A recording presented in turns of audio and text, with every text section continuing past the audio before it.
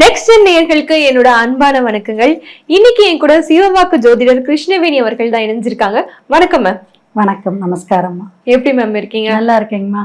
Ma'am, எல்லாருமே நம்ம சேனல்லே பாத்தீங்கன்னா குரு பேச்சு சனி பேச்சுன்னு ஆரம்பிச்சு இப்போ சனி வக்ரத்துக்கு வந்து நிக்கிறோம். ஏன் திருப்பியும் இந்த சனி வக்ரத்துக்கு அவ்வளவு முக்கியத்துவம் கொடுக்கணுமா மேம்? கண்டிப்பாங்க, அதை பத்தி நம்ம சொல்லுவோம். அனைவருக்கும் நமஸ்காரம். ஓம் பூச்சியாய ராகவேந்திராய சத்திய தர்ம ரதாய சுபஜத்தாம் கல்ப விருஷாய நமதாம் காமதேனி. ஸ்ரீ ராகவேந்திரருடைய பொற்பாதம் தொட்டு வணங்கி குரு வாழ்க, குருவே துணை. சனி பகவானை பகவான் தான் நம்ம சொல்லணும். ஏன்னா சனி பகவானுக்கு 9 கிரகத்திலையும் ஈசனுடைய அருள் பெற்றவர். அதனால அவருடைய பகவான்கிற மரியாதைக்கு நிமித்தமா சொன்னாலும் அவரை நம்மளை பிடிச்சுக்க மாட்டார். அது ரொம்ப நம்ம கவனத்துல எடுத்துக்கணும். மற்ற கிரகங்களை கூட ராகு கேது அப்படின்னு ஒருமித்து சொல்லலாம், சனி பகவானை மட்டும் அப்படி சொல்லக்கூடாது. அதே போல குழந்தைகள் எல்லாம் நம்ம திட்டுறோம்னு வச்சுங்களேன், அந்த சனிங்கிற வார்த்தையை சொல்லி திட்டக்கூடாதுன்னு பெரியவங்க எல்லாம் சொல்லி வச்சிருக்காங்க. இப்ப சனி பகவான் பாத்தீங்கன்னா மீனத்துல காலசக்கரத்துக்கு 12ஆம் பாவகத்துல 2.5 ஆண்டுகள் பயணிக்கக்கூடிய அமைப்புல ஒரு 12ஆம் பாகம்ங்கிறது விரயஸ்தானத்துல பயணிச்சிட்டு இருக்கார். உத்திரட்டாதி நட்சத்திரத்துல ரிவர்ஸ்ல இப்ப வரப்போறார். இந்த ரிவர்ஸ் அப்படிங்கிறது தான் வக்கரகதி அப்படிங்கிற ஒரு அமைப்பு. அது கிட்டத்தட்ட 138 நாட்கள். அப்ப மீனத்துடைய பலாபலனையும் கும்பத்துடைய பலாபலனையும் பக்கத்துல ரிவர்ஸ்ல போய் அங்கேயும் அதுல சில விஷயங்களை எடுத்துட்டு 2 பாவகத்துடைய தன்மை பலாபலனை சொல்லக்கூடிய அமைப்புல எல்லா ராசிக்காரர்களுக்கும் சில மாற்றங்களை கண்டிப்பாக கொடுக்கும். இப்ப பாத்தீங்கன்னா ஜூலை 27ஆம் தேதி ஆரம்பிக்கக்கூடிய சனி வக்கரம் பின்னோக்கி நகரக்கூடிய அமைப்புன்னு அர்த்தம். பின்னோக்கி நகரும் பொழுது அதோட பலாபலன்கள் 2 ராசிக்கும் சேர்ந்து பேசக்கூடிய விஷயங்கள். டிசம்பர் 11ஆம் தேதி வரையிலுமே இந்த வக்கரகதி இருக்கு. அப்ப வக்கர நிவர்த்தி டிசம்பர் 11ஆம் தேதி தான் நமக்கு பலாபலனை முடிப்பார். இப்ப 2.5 ஆண்டுகள் பயணிக்கக்கூடிய விஷயத்துல 4 மாதம் தொடர்ந்து இப்படி பயணிக்கக்கூடிய இந்த சனி வக்கரகதியில என்னன்னா பல விஷயங்களை பின்னோக்கி நகர்தல்னு சொன்னோமா வக்கரத்துக்கு, அந்த நிவர்த்தியை கொடுக்கக்கூடிய விஷயத்துல ஒவ்வொருத்தருக்கும் ஒவ்வொரு 7.5 சனி இருக்கு, அஷ்டமத்தி சனி இருக்கு, அர்த்தாஷ்டம சனி, இந்த சனி பகவானுடைய தாக்கம் எல்லாம் குறையும். இதுதான் விசேஷங்க. கண்டிப்பா மேம். இவங்க ராஜா வீட்டு கண்டுகுட்டி உனக்கு என்னப்பா அப்படின்னு நிறைய பேர் சொல்லுவாங்க. இல்ல இவங்களுக்கு என்னப்பா உனக்கு என்னப்பா குரு உச்சத்துல இருக்கா மகரத்துக்கு அப்படி இப்படின்னு சொல்லிட்டாங்க. சோ இவங்களுக்கு சனி வக்ரம் எப்படி மேம் இருக்கு? கண்டிப்பா, ஏன்னா ஆட்சி பெற்ற இடம் கால சக்கரத்துக்கு 10ஆம் இடம் ஜீவனஸ்தானம் அப்படின்னு சொல்லக்கூடியது மகரமா. மகரம் அப்படிங்கன்னா மகத்துவமான எண்ணங்கள் செயல்பாடுகள் எல்லாமே படிப்படியான ஒரு உயர்வை கொடுக்கக்கூடிய அளவுல குரு உச்சம் பெற்று 7ஆம் பார்வையாக பார்த்துட்டு இருக்காரு. அப்ப சனி பகவானுடைய தாக்கம் குறையும். 2ஆம் இடத்துல ராகு முன்னாடியே பயணிச்சிட்டு இருக்காரு. இப்ப சனி உட்காரும் பொழுது இந்த 138 நாள்ல இவங்களுக்கு அந்த அலைச்சல்கள் ஃபர்ஸ்ட் குறையுமா. மன உளைச்சல் சரியாகக்கூடிய காலகட்டங்கள், நல்ல நல்ல யோகத்தை கொடுக்கக்கூடிய அமைப்புல குரு நான் இருக்கேன்னு காப்பாத்திட்டு இருக்கார். அப்ப குடும்பஸ்தானம் குடும்ப விஷயமாக எடுக்கக்கூடிய பணமாக இருக்கட்டும், தொழிலாக இருக்கட்டும், அல்லது கணவன் மனைவி ஒற்றுமையில இருக்க சின்ன சின்ன கருத்து வேறுபாடுகள் வரும், அலைச்சலை கொடுக்கும், பிரயாணத்தை கொடுக்கும்.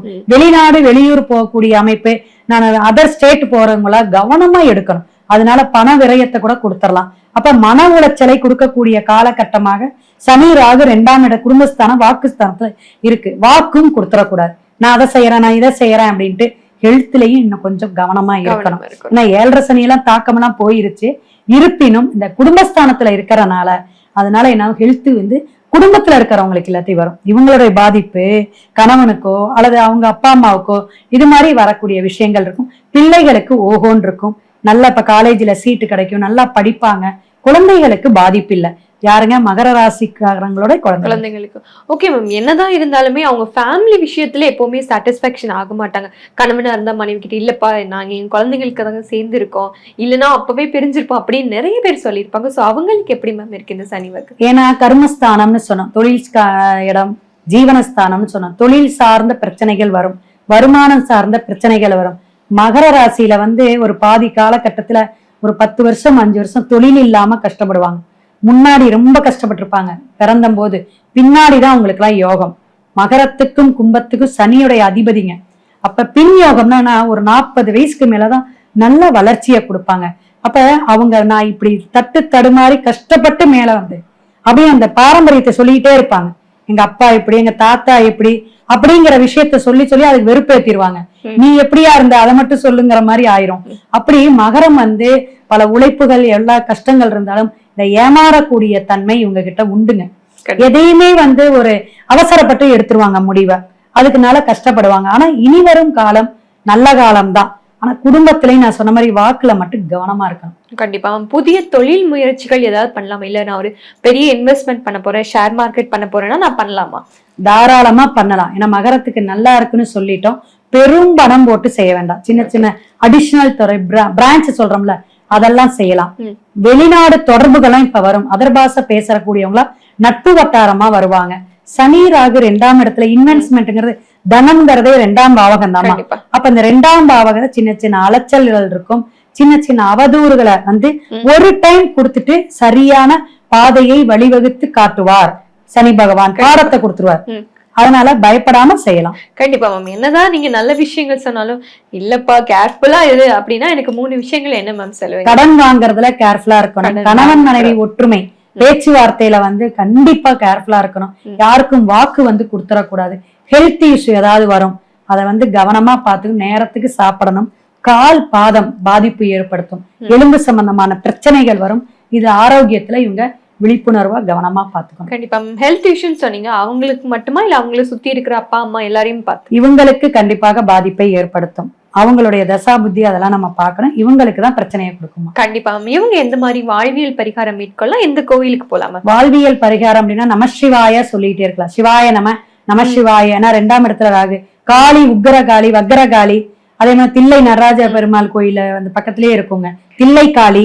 இந்த மாதிரி காளி வழிபாடு இவங்களுக்கு நல்லா இருக்குங்க. கோளறு திருப்பதிகமும் பாராயணம் பண்ணலாம், கேட்டுட்டு வரலாம். குடும்பஸ்தானத்தை வச்சு நம்ம சொல்றோம்.